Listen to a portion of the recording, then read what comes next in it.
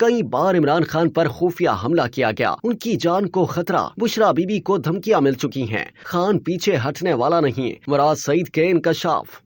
پاکستان تحریک انصاف کے روپوش رہنما مراد سعید کا کہنا ہے کہ ایک بار نہیں کئی بار عمران خان پر حملہ کیا گیا۔ انہوں نے سوشل میڈیا پر جاری بیان میں کہا کہ 9 اپریل 2022 کی رات کو شروع ہونے والا تماشا 9 فروری 2024 کو ختم نہیں ہونا تھا اور نہ یہ ایسے ختم ہوگا۔ عمران خان کو جن کی ایما پر ہٹایا گیا تھا انہیں اس کی واپسی قبول نہیں ہے، چاہے اس کے لیے 24 کروڑ کے ملک کو آگ میں جھونک دیا جائے۔ اس بات کا ادراک ہمیں 9 اپریل کی رات کو ہی تھا۔ 9 فروری کے بعد صرف ہمارے خدشات پر ایک اور تصدیقی مہر ثبت ہوئی ہے۔ مراد سعید نے کہا کہ امریکہ کو ایبسولوٹلی ناٹ بولنا، یوکرائن جنگ میں یورپی یونین کی ہم نوائی نہ کرنا، اسرائیل کو تسلیم کرنے سے انکار اور ہندوستان کی اجارہ داری کے سامنے سر تسلیم خم نہ کرنا عمران خان کے وہ جرائم ہیں جو بیرونی طاقتوں کے لیے تو ناقابل قبول ہیں ہی، مگر ان کے اندرونی مہروں کی بقا بھی اسی میں ہے کہ عمران خان نام کی کوئی تلوار ان کی بیش بہا اور آئین و قانون سے مبرہ طاقت پر نہ لٹکتی رہے۔ روپوش رہنما نے اپنی پوسٹ میں یہ بھی لکھا کہ 2 سال کی بدترین فسطائیت اسی امید پر تھی کہ عمران خان پیچھے ہٹ جائے یا یہ عوام تھک جائے۔ اس دوران یہ کوشش بھی مستقل جاری رہی کہ عمران خان نام کا کانٹا ہی نکال دیا جائے۔ ایک بار نہیں کئی بار عمران خان پر حملہ کیا گیا اور اب جب سے عمران خان کو پابند سلاسل کیا گیا ہے، ہر ایک لمحہ اسی مقصد پر عمل درآمد کی منصوبہ بندی میں صرف ہو رہا ہے۔ انہوں نے کہا کہ میں متعدد بار یہ اشارے دے چکا ہوں اور اب مزید واضح کر رہا ہوں۔ اس ملک پر قابض خدائی کے دعوے داروں کا فیصلہ ہے کہ عمران خان کو نومبر سے پہلے راستے سے ہٹانا ہے۔ زندگی اور موت اللہ کے ہاتھ میں ہے۔ جس ذات نے آج تک عمران خان کی زندگی کی حفاظت کی ہے وہ انشاءاللہ آگے بھی کرے گی، مگر عین ممکن ہے کہ 18 مارچ